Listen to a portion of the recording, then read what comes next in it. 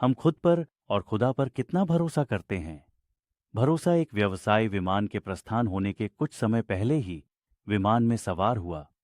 वह किसी व्यावसायिक कार्य के लिए यात्रा कर रहा था। अपनी सीट पर पहुंचकर उसने अपने आसपास बैठे सहयात्रियों को मुस्कुराकर अभिवादन किया। एक अधेड़ उम्र की महिला खिड़की पर बैठी थी और एक छोटी लड़की गलियारे की सीट पर बैठी थी। अपना बैग ऊपर रखकर उसने उन दोनों के बीच अपना स्थान ले लिया। फ्लाइट के उड़ान भरने के बाद उसने छोटी लड़की के साथ बातचीत शुरू की।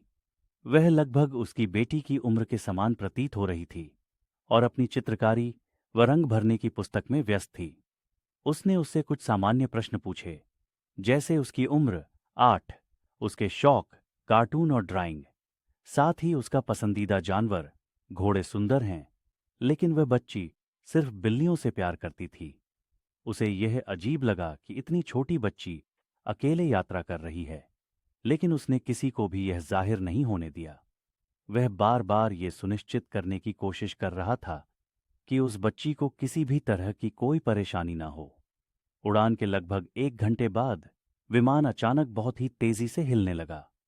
पायलट ने जन सूचना प्रणाली के द्वारा सभी से कहा कि वे अपनी सीट बेल्ट बांध लें और शांत रहें, क्योंकि विमान खराब मौसम से गुजर रहा था।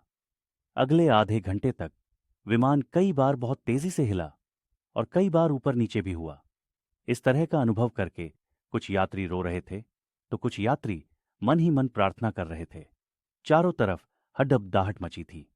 वह व्यवसाय भी पसीना पसीना हो गया था और अपनी सीट को जितना हो सके कसकर पकड़े हुए था और विमान के हर झटके के साथ हे प्रभु चिल्ला रहा था।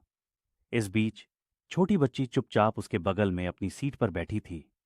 उसने अपनी कलरिंग बुक और क्रेयॉन को उसके सामने की सीट की जेब में बड़े करीने से रख दिया था और उसके हाथ शांति से उसके पैरों पर टिके हुए थे। अविश्वसनीय रूप से वह बिल्कुल भी चिंतित नहीं लग रही थी। कुछ समय इस तरह का अनुभव करने के बाद अब विमान पूरी तरह से शांत हो गया था। पायलट ने कुछ मिनटों के बाद ऊबड़ खाबड़ सवारी के लिए माफी मांगते हुए घोषणा की कि वे जल्द ही उतरेंगे। जैसे ही विमान ने नीचे उतरना शुरू किया, उस आदमी ने छोटी लड़की से पूछा, तुम एक छोटी बच्ची हो, लेकिन मैं अपने अभी तक के पूरे जीवन में तुम्हारी जैसी बहादुर बच्ची से नहीं मिला। जब सब यात्री परेशान थे, तुम बहुत शांत मन से बैठी थीं। मुझे अभी तक ये समझ नहीं आ रहा कि इतनी छोटी होने के बाद भी इतनी शांत कैसे थी, जबकि विमान में इतनी हलचल के दौरान हम सभी वयस्क इतने डरे हुए थे। तुम्हें बिल्कुल डर नहीं लग रहा था?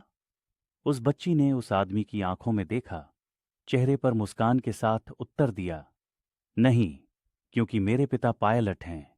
इस विमान के संचालक वही हैं और वह मुझे घर ले जा रहे हैं।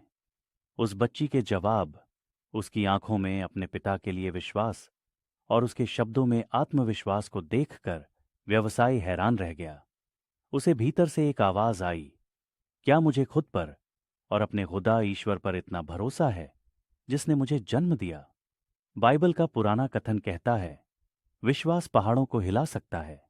एक आध्यात्मिक प्रणाली में ध्यान स्वयं के साथ जुड़ना और स्व में भीतर जाना होता है, और परिणाम स्वरूप समय और अभ्यास के साथ हम अपने आप में हमारे भीतर की आवाज में एक वास्तविक विश्वास विकसित करते हैं, और ऐसा विश्वास वाकई पहाड़ों को हिला सकता है। स्वयं में विश्वास रखें। सच्चा विश्वास वास्तव में एक अकथनीय गुण है।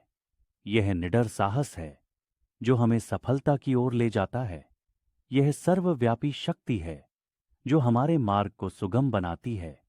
बाबूजी।